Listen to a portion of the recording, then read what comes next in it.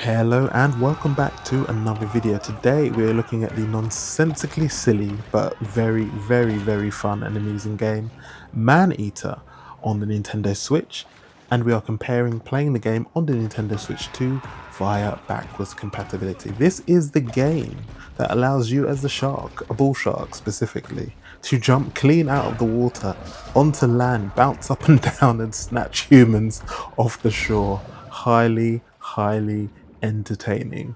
And yeah, I mean, I played this on PC originally, very enjoyable.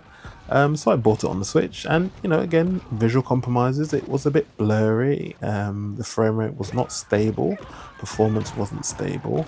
However, as with a lot of these backward compatibility games, it plays really well on the Switch too. The frame rate is locked, it's smooth.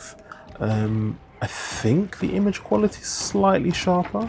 I guess the resolution stays the same, whatever it was targeting in docked. We assume it was 1080p, but maybe not. But yeah, as with a lot of these backward compatibility tests that I'm doing, you're just finding that the games just work better out of the box. Especially if they've got dynamic resolution, so it will always target the maximum. And whatever the frame rate target is, it pretty much hits it without any issue. So yeah, just general movement, panning, just smoothness of the shark swimming and moving about, much better on the Switch too. And again, I think the image quality is slightly better. But yeah, it's still a very enjoyable game. It is very silly. You get to attack alligators, other sharks, but the human attacks are highly entertaining. You get to a point where your infamy gets to a level where, if you kill enough humans, your infamy gets to a level where they send hunters after you, which is highly entertaining because, you're dodging harpoons, you're dodging, shotgun blasts, machine guns, but, you can also jump clean out of the water to attack the hunters in their boats, which is very entertaining. So yeah, this is just another comparison video of ManEater on the Nintendo Switch versus the Nintendo Switch 2 via backwards compatibility. I may be talking a bit later in this video as well on certain bits, so you'll get to hear my dulcet tones some more. But as always, if you like these comparison videos, please smash that like button, subscribe if you're somebody new, leave me a comment, let me know what other game you'd like to see via backwards compatibility. I do have a plan to do some handheld videos at a later date, so stay tuned for that. But I have a whole pile of games here that I want to test in docked mode just to see what the performance difference is like when comparing it to the Switch 1. So yeah, I will see you lovely people on the next video.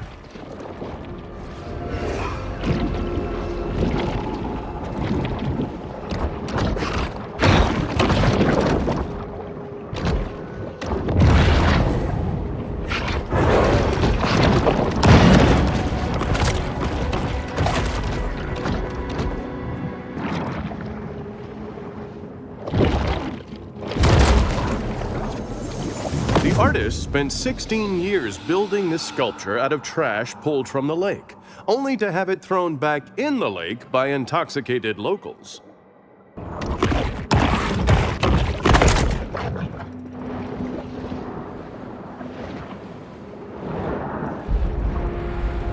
Even for sharks, it's important to create personal time for sober self-reflection.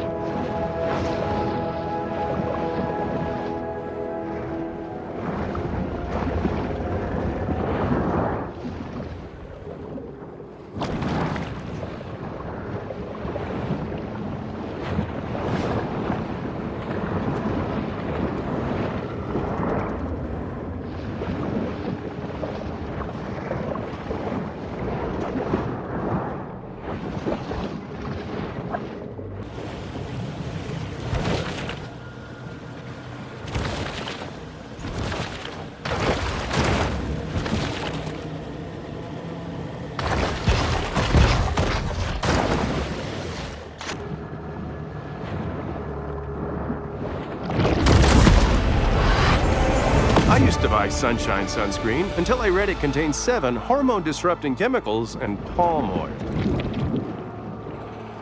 one of the things I did notice on the Switch 2 is that even though you're going by backwards compatibility with the extra horsepower, it does retain some of that janky decimated animation in the background. So if you see the person on the rowboat is moving about like 3 frames per second, it's giving Pokemon Scarlet and Violet. It does retain those there, but obviously this game has not received an official upgrade or patch from the developer, but it's just a little thing I noticed and I thought, oh, that's a bit of a shame.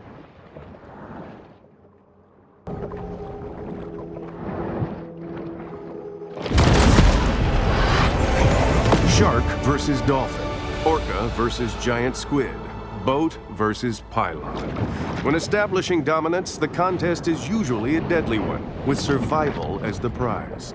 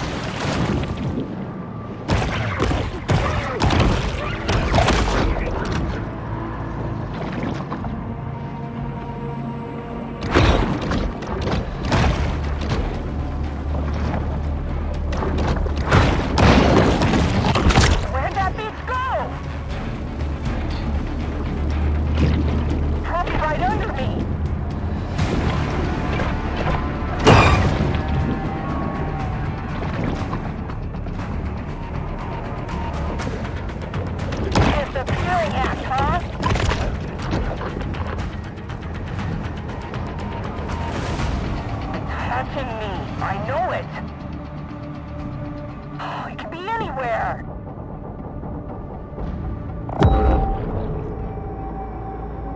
Yeah, a breeze would be nice. Could be looking right at me.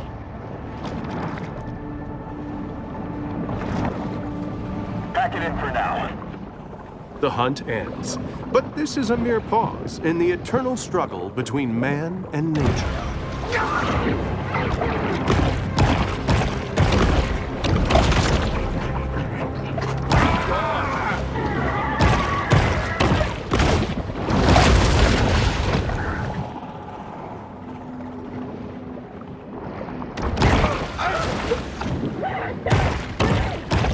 Got a regular there at Flamingo Joe's. You can see it's a tourist trap.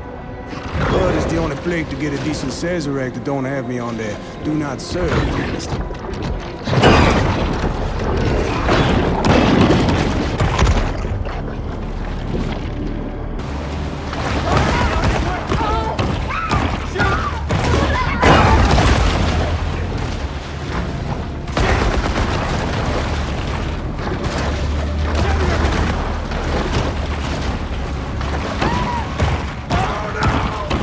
So yeah, this is what I was talking about. When you kill enough humans, your infamy level gets pretty high, and then if you kill a whole bunch of hunters, you then may attract like the the big wig king hunter, the top dog hunter for that particular zone or area that you're in. This is Mr. Bayou Willie, who stood no chance against my bull shark because I took him out, I took his boat out, and then I played with him a little bit. I kind of had him in my jaws and then just let him go, swam away, and then to return and then take him out properly. He tried to get away, but I wasn't having it. So yeah, a legendary shark hunter goes down, and as you can see, the other ones on their jet skis are after me here, but I'm like, okay. Oh, got hit there. But yeah, I was like, I think I've done enough damage.